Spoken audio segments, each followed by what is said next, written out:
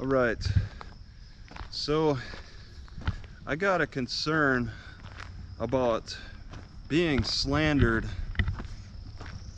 from the very beginning in Natchitoches. How can this city have gotten away with it on so many levels? I just don't understand how that works, because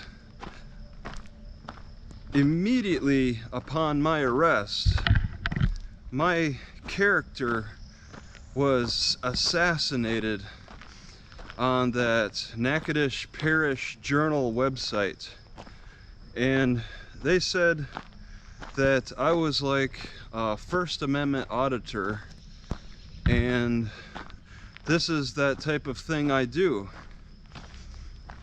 They just launch into describing who I am in a way that didn't make me look very appealing. Like I'm the one going around provoking people into starting fights with me. And that's slander. How they go about describing me in that respect.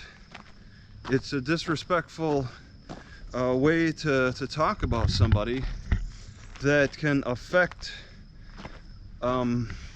like future interactions. It's like what you're doing is setting me up for more bad interactions when I get slandered, and then people expect the worst behavior from me as a result, and that's mischaracterizing me, which affects my social value, and it's not only affecting future outcomes. Descriptions from, I think, reputable sources with the Natchitoches Parish Journal and just the legal system. It affects future outcomes. It affected, I think, my court case too, on how I was how I was convicted and sentenced. Judge Owsley clearly said, this is what you do. This is the thing you do.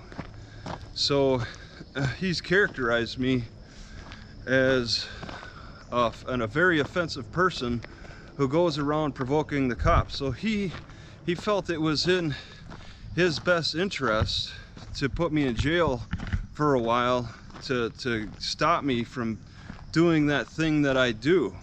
All right. I mean, it wasn't just the subscribers contacting the government officials and giving their grievances about the situation. It also was this slander that they took from the very beginning to use as a part of my conviction. And at what point is it a legal issue that I can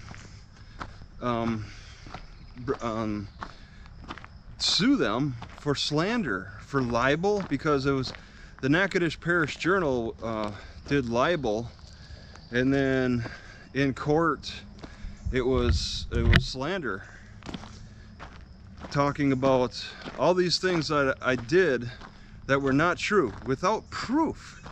I was convicted without proof on, I called it circumstantial evidence, but it is also slander.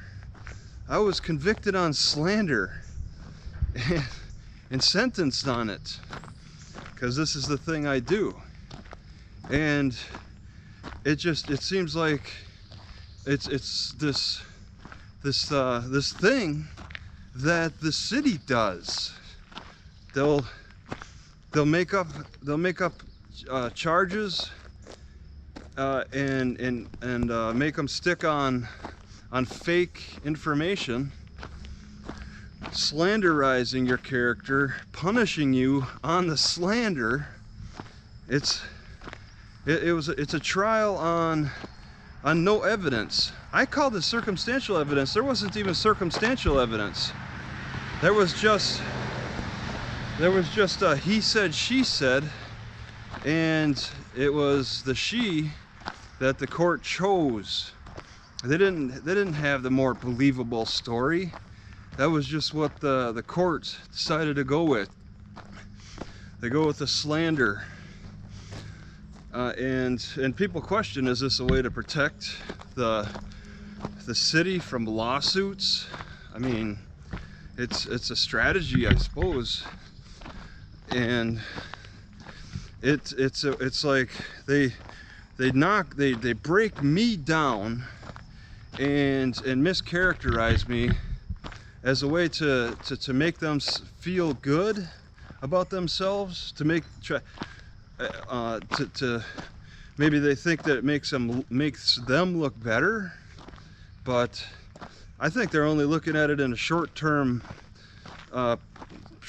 approach.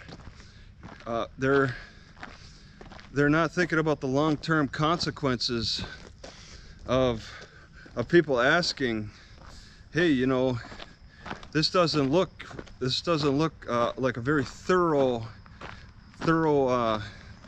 prosecution. I mean, there's a lot of questions to ask about the thoroughness of the prosecution. A lot of slander involved, and it's unfortunate that they had to go that route. It's a lot for me to climb over.